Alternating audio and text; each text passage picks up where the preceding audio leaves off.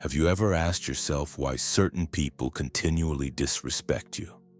Why they interrupt you, overlook your presence, or treat your emotions like a burden?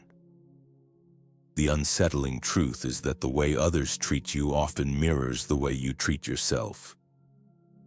Carl Jung's insight into the unconscious teaches us that external reality is not random. It is a projection, an echo of what lies unexamined within. If you silently tolerate being dismissed, belittled, or used, you may unconsciously be reinforcing the belief that you are not worthy of more. You don't have to say it aloud. You communicate it in every moment you stay quiet instead of setting a boundary, in every time you say yes while dying to say no, in every look of forced politeness when your spirit is hurting. These are silent contracts you sign with the world, and the world listens. Many people believe that respect is something to be earned from others. But what if it's first something to be remembered within yourself? You teach people how to treat you not with words, but with the energy you emit. If you carry the weight of self-doubt, if your posture says, "I don't matter," if your eyes avoid confrontation, others will pick up on that vibration. They will respond accordingly, not because they're cruel, but because they're reacting to what you've unconsciously projected. The tragedy is not just being disrespected, it's getting used to it, accepting crumbs and mistaking them for connection. But the real origin of this dynamic is internal, a fractured relationship with yourself.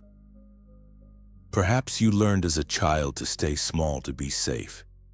Maybe you equated love with silence, obedience with acceptance. Those beliefs may no longer serve you, but they still live in you, shaping how you show up and how others respond. The key is not to blame yourself, but to awaken. To see clearly that the world isn't simply treating you badly. It's showing you what you believe about your worth. That belief may be unconscious, but it is powerful. The shift begins when you turn inward, not outward. When you stop demanding respect from others and start rebuilding it within. Because only when you truly respect yourself consistently, unapologetically, will the world reflect that truth back to you. One of the most devastating forms of emotional suffering isn't caused by others. It's caused by the quiet betrayal you commit against yourself every single day. You say yes when you want to say no. You smile when you're hurting. You stay silent to avoid conflict, even when your heart is screaming to speak. Over time, these small acts of self-abandonment form a dangerous pattern. A cycle where you suppress your needs, ignore your limits, and pretend everything is fine, all in the name of being good, kind, or mature. But this constant self-sacrifice does not earn respect. It breeds contempt. The more you betray your own needs, the more invisible you become, not just to others, but to yourself. You may believe that your silence is a form of strength, that your forgiveness makes you noble. But when you keep forgiving without an apology, when you keep giving without receiving, when you keep showing up for people who never show up for you, what you are actually doing is teaching the world that your boundaries are negotiable, your presence is optional, and your worth is conditional. This is not maturity, this is self-erasure. Carl Jung once said, "The most terrifying thing is to accept oneself completely." And perhaps this is why you haven't stopped the cycle, because doing so would require facing the truth that your pain is not just coming from others. It's coming from within. You've grown so used to betraying yourself that it feels normal. But normal is not the same as healthy. And until you break this habit, no external change, no new job, relationship, or environment will free you. The cycle will follow you because it lives inside you. This is not about blame. It's about responsibility. It's about recognizing that healing doesn't start when others finally see your value. It starts when you do. The moment you stop betraying yourself, even in the smallest ways, is the moment the pattern begins to break. You do not have to please everyone. You do not have to earn your place in the world by abandoning who you are. The truth is, self-betrayal never leads to belonging. It only leads to emptiness, and no one can fill that void for you. Only you can by returning to yourself. If you've ever found yourself wondering why you tolerate mistreatment, why you remain silent when deeply hurt, or why you continue to shrink in spaces that demand your presence, the answer may lie not in your personality, but in your shadow. According to Carl Jung, the shadow is the part of yourself you've repressed, rejected, or hidden away because you were taught it was wrong, unacceptable, or dangerous. It holds your anger, your voice, your need for protection, your righteous defiance. And though buried, it never disappears. It lingers beneath the surface, shaping your reactions, silencing your truth, and sabotaging your ability to set boundaries. Perhaps as a child you were punished for saying no, so you learned to be agreeable. Maybe expressing anger led to rejection, so you replaced it with forced smiles. Over time, you built a version of yourself designed to be liked, polite, pleasing, non-threatening. This persona kept you safe, but at the cost of your authenticity. The real you, the one who knows when something feels wrong, who wants to speak up, who longs to be respected, was buried in the shadow. And here's the hard truth. What is hidden controls you. Every time you try to stand up for yourself and freeze, it's your shadow whispering, "Don't risk it." Every time you want to say enough, but choose silence, it's the conditioning from your past pulling you back. You don't lack courage. You've just been at war with parts of yourself you've never learned to love. This is why repeating affirmations or reading self-help books isn't enough. Transformation requires integration. You must be willing to reclaim the parts of yourself you were told were unacceptable. Your assertiveness, your anger, your desire for space, your refusal to be used, not to become aggressive or harsh, but to become whole. Because only when you integrate your shadow can you stop tolerating what once felt normal. The environments you remain in, the people you attract, the way others respond to you, these are all shaped by your internal alignment. And when your shadow dominates unconsciously, you'll keep reliving the same story. New faces, same wounds. Healing begins not when you become someone better, but when you stop hiding from who you already are. You don't need to be fixed, you need to be reclaimed. Respect is not something you ask for. It's something you create, first with yourself, then with the world. And the foundation of that creation is built through one powerful and often terrifying act: setting boundaries. For many, the word no feels like a betrayal. Of expectations, of relationships, of the image you've carefully crafted over years of pleasing others. But in truth, no is one of the most sacred expressions of self-respect. It is not rejection. It is definition. It is how you declare to yourself and to the world, "This is who I am. This is what I allow. This is where I end, and you begin." Without boundaries, you become emotionally porous. You absorb everyone's needs, moods, and problems until your own identity starts to disappear. And when you try to reclaim your space, it feels like conflict. But the real conflict was the absence of clarity from the beginning. You weren't being kind, you were being unclear. And the world does not respect what is unclear. Of course, setting boundaries isn't easy, especially when you've spent a lifetime equating kindness with compliance.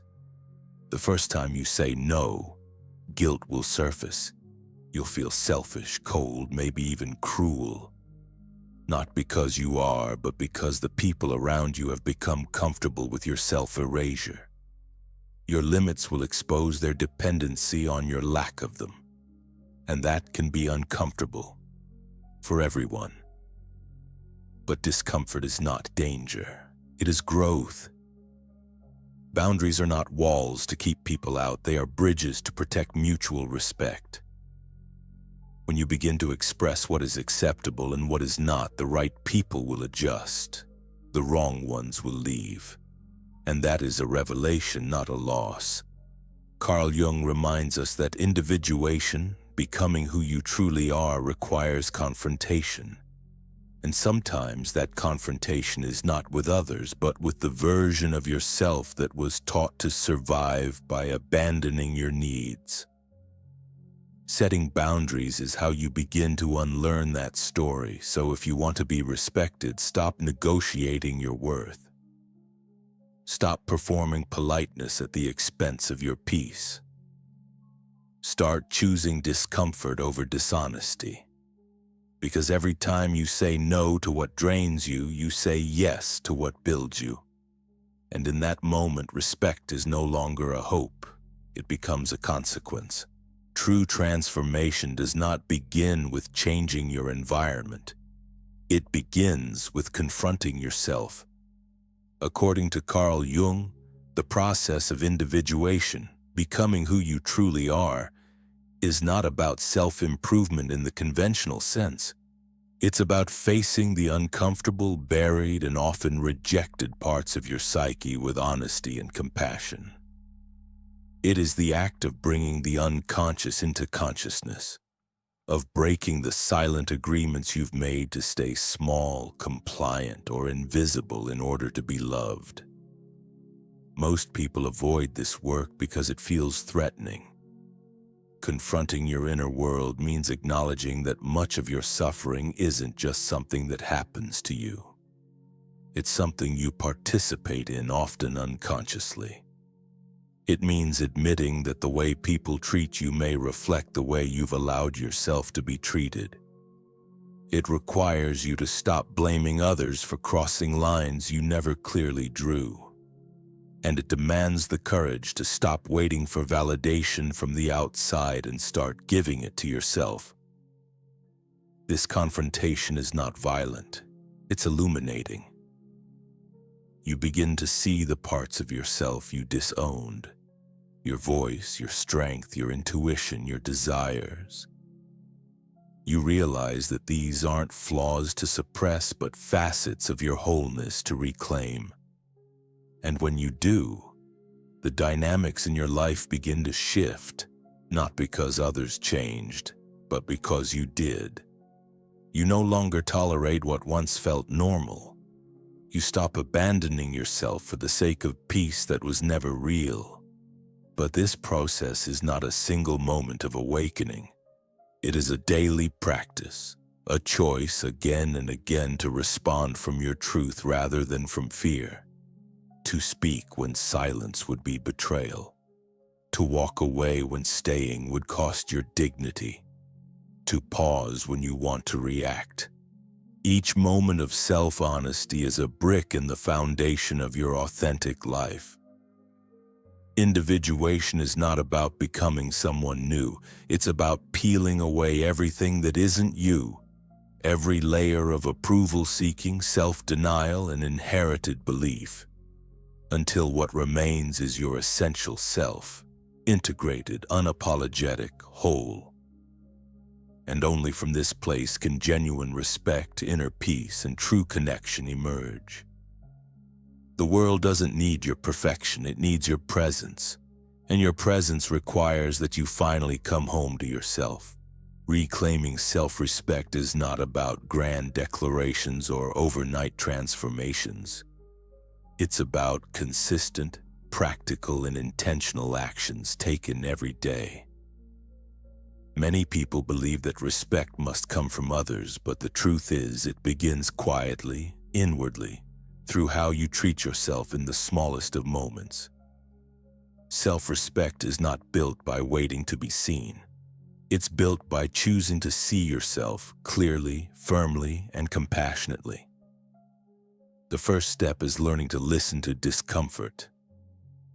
That inner tension you feel when someone crosses a line or when you say yes against your will isn't random. It's your body signaling that you're betraying yourself again. Instead of dismissing it or rationalizing someone else's behavior, pause and ask, if I deeply respected myself right now, what would I do? This simple question can serve as a compass, guiding you back to your truth. Second, stop over-explaining. You don't need to justify your boundaries to be valid. The more you explain yourself, the more you communicate doubt, and doubt invites negotiation. A respectful no sounds like this: I'm not available. That doesn't work for me. And that's enough. Clarity is kindness to yourself and others. Third, schedule yourself into your life. Look at your calendar. Are you on it? If not, that's a silent message to your psyche. I don't matter. Prioritizing your rest, joy, and inner growth, even for an hour a day, is not selfish. It's how you rewire the narrative that your needs are less important than everyone else's. Fourth, practice the power of pause. When you're disrespected, the reflex may be to react or withdraw. Neither affirms your worth. Instead, pause, breathe, then respond with calm firmness. This is not acceptable. You don't need to shout. Your clarity will speak volumes. Finally, evaluate your environment. Who surrounds you, who drains you, and who nourishes you. Respect yourself enough to distance quietly from those who only reach for you in convenience. Let your absence teach them what your presence once gave freely. These steps are not complicated, but they are emotionally challenging because they break lifelong patterns of self-abandonment. Still, with repetition and courage, they become your new baseline. The more you choose yourself in small ways, the more impossible it becomes to be treated as anything less than worthy. And that is how respect becomes not a demand, but a natural consequence of your presence. Beneath all the boundaries you hesitate to set, beneath all the yes responses you offer out of obligation, lies a deeper truth few are willing to face: the fear of being alone. This is the final, most persistent barrier to self-respect, and often the most disguised. Because while you may say you want to be valued, heard, and prioritized, your choices reveal something else.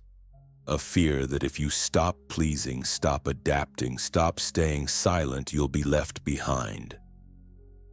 That without the approval of others, you will somehow vanish. But this fear is not rooted in your present reality. It was planted long ago, perhaps when love felt conditional, when your voice was met with punishment, or when connection was only offered through compliance. Over time, you began to believe that being chosen by others was your only source of worth.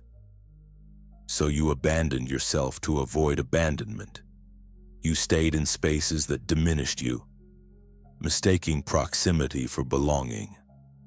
And yet, despite all your efforts, the ache of invisibility remained. Here's the paradox: the more you try to avoid being alone, the lonelier you become. Because nothing is more isolating than living disconnected from your own truth. When you betray yourself to keep others close, you're not truly with them. You're just performing a version of yourself for their comfort. And that performance is exhausting.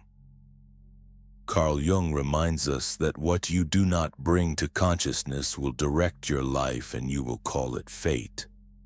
As long as your fear of being alone remains unconscious, it will drive every decision, keeping you in toxic relationships, silencing your needs, and making you dependent on external validation. You'll continue seeking respect from people who cannot offer it, because you haven't yet learned to offer it to yourself.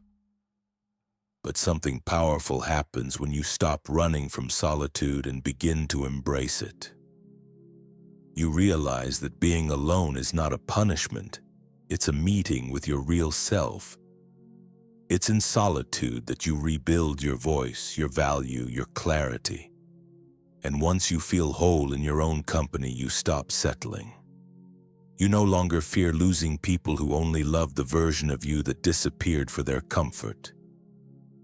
The path to true respect, internal and external, demands that you face this fear and walk through it. Because only when you stop fearing loneliness can you choose relationships from freedom, not survival. And only then can you say with quiet certainty, I am enough, even on my own. Every interaction you have, spoken or unspoken, teaches people how to treat you. Not through the words you say, but through the energy you carry. Your posture, your silences, your reactions, your willingness to tolerate the intolerable. These all communicate something more powerful than any declaration ever could. If you consistently lower your needs, if you always accommodate others at the expense of yourself, if you remain present in spaces that drain or diminish you, you're not just being kind, you're broadcasting a message. This is what I allow. This is what I believe I deserve. Carl Jung understood this truth deeply. The unconscious doesn't stay hidden. It leaks into your choices, into the relationships you attract, and into the dynamics you unconsciously recreate. If you walk through life seeking to avoid conflict, earn affection, or prevent abandonment, people will feel that fragility and respond to it, often not with care but with disregard. Because when you don't stand firm in your own value, others sense that instability and treat you accordingly. This is not about blaming yourself. It's about reclaiming your influence. You're not powerless in your relationships. In fact, you're participating in them all the time, even in silence. Every time you stay when your spirit is asking you to go, every time you say, it's fine, when it's not, you reinforce a pattern. You show others how little it takes to keep you around. But here's the shift. When you begin to respect yourself truly, deeply, your energy changes. You move differently. You speak less but say more. You stop chasing, stop explaining, stop overgiving. You become calm, grounded, present, and that presence is unmistakable. People notice, even if they can't explain why. Some will be drawn closer, others will drift away. Let them. Your energy is no longer pleading, it's standing. You don't need to convince anyone of your worth. You only need to live as someone who already knows it. From that place, you no longer attract relationships built on neediness or performance. You attract reciprocity. You attract truth. Because when your energy is rooted in self-respect, you don't have to demand anything. What you embody becomes undeniable. So the question is not, why do others treat you this way? The real question is, what have you been unconsciously teaching them through your energy? And are you ready to teach something different? Starting now, there comes a point in life when we stop chasing recognition the way we did in our youth. And yet, some wounds linger, being dismissed in conversations, feeling invisible in your own family. The exhaustion of always keeping the peace. Carl Jung once said, "What you do not bring to consciousness will direct your life, and you will call it fate." Many people spend a lifetime pleasing others but forget how to honor themselves. Self-respect is not selfish, it is one of the most dignified things you can offer yourself. Every time you say no to what harms you, you are saying yes to your inner peace. You don't have to keep holding on to relationships that no longer nurture your soul. Real peace begins when you have the courage to stand by yourself, even if that means standing alone. Because in the end, the only person who walks beside you for a lifetime is you.